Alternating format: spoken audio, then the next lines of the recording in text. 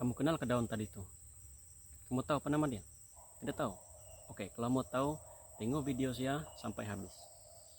Selamat pagi, salam sejahtera kawan-kawan semua. Oke, daun itu ini tadi. Tengok betul-betul dia punya rupa bentuk macam mana. Seperti ini. Oke, di bagian belakang. Ini kalau kami bangsa Rongus dia dipanggil daun kurubau. Oke, daun kurubau. Kalau bahasa Melayu dia dipanggil daun gelenggang. Tak pastilah betul atau tidak, tapi saya search di Google itu nama dia, daun gelenggang. Dia ini banyak tumbuh di sekeliling kita, contohnya di tepi sungai, tepi jalan raya, di kebun kita pun banyak juga nih. Oke, fungsi dia ataupun kegunaan dia pada kita ini tidak boleh dibuat ulam ataupun sayur. Jangan sesekali buat, belum pernah lagi orang buat sayur nih daun kurubau. Oke, kegunaan dia satu saja, yaitu dia boleh merawat penyakit kulit yang dipanggil kurap. Kalau kami Rongus panggil kompug. Dia memang gatal lah. Cara untuk merawat penyakit kulit itu ialah ambil beberapa helai daun ini, contohnya dalam 4 ataupun 5 helai, kemudian tumbuhkan dia di batu guna benda keras lah, tumbuk, tapi jangan sampai dia hancur sangat. Kemudian titis air sedikit supaya dia basah, kemudian lekatkan ataupun tepiskan dia di penyakit kurap kita tuh. Setelah kita obati penyakit kurap kita itu dengan daun ini, kesan sampingan dia ataupun dikira kesan sampingan lah kita akan merasa gatal yang teramat sangat pada kurap itu. Jadi kalau boleh kita jangan garu, sebab bila kita garu, ini penyakit kurap nih kan yang kami panggil kompug. Bila digaru dia semakin membesar kawasan dia, mula-mula dia sebesar biji jagung itu saja. Kemudian bila kita garu, dia akan membesar seperti duit shilling 10 sen. Itu kalau kita tidak obati dia dengan cepat. Lama-lama dia akan membesar seperti duit shilling 50 sen, dan dia akan membesar. Itu amat menyakitkan sebenarnya. Habis review tentang daun ini, dia dipanggil daun kurubau. Daun kurubau ataupun daun gelenggang. Oke. Seterusnya kita bahas pula mengenai penyakit kurap ini. Macam mana boleh terjadi pada kita penyakit kurap ini?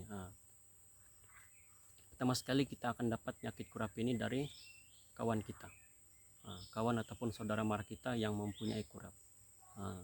Bila kita mandi di sungai sama-sama dengan mereka, berkongsi sabun, itu pun akan menyebab juga kita terkena ataupun terjangkit penyakit kurap ini.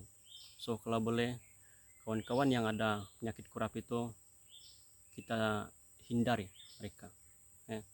Dan sekiranya kita terkena penyakit kurap tuh, kita jangan ikut mereka mandi ataupun kita jangan berkawan mereka. Pendek kata, kita kena kuarantin diri sehingga sembuh. Takut nanti ada kawan-kawan yang terjangkit, kita pula yang sengsara. Mereka tidak mau berkawan dengan kita Oke.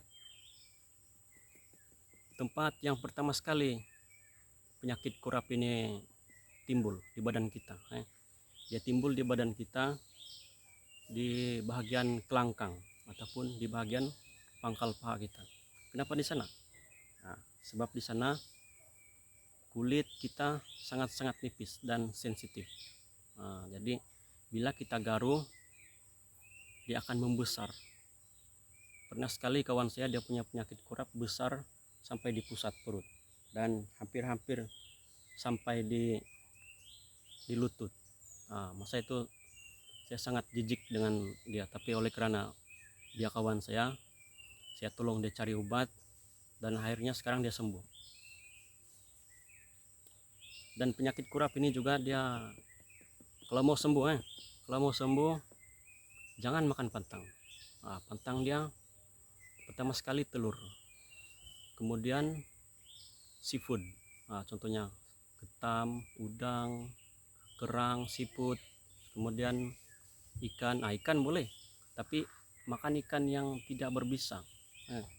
Jangan makan ikan yang berbisa, contohnya ikan sembilang ataupun ikan pari seperti itu. Sebab kalau makan dia akan timbul balik kurap tuh. Jadi bila diobati dengan ini dia akan hilang, tapi bila kita makan balik pantang, kurap itu akan timbul balik. So tidak ada guna diobati sekiranya masih lagi makan pantang dia. Oke ya. Oke, untuk pantang itu ada banyak lagi, tapi sedikit yang saya ingat. Banyak sudah lupa. Nanti coba tanya dengan kita punya sini lah, macam contohnya datuk nenek kita, sebab mereka lebih tahu, mereka lebih arif tentang penyakit ini. Oke. Akhir sekali saya mohon sama kawan-kawan semua untuk subscribe saya punya channel, oke, sebagai tanda sokongan terhadap saya untuk saya lebih semangat buat video yang seterusnya.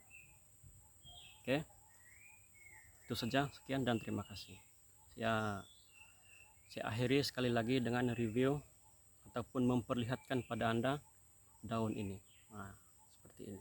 Oke.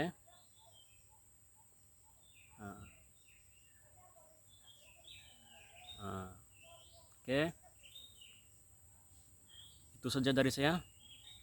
Terima kasih kawan-kawan semua.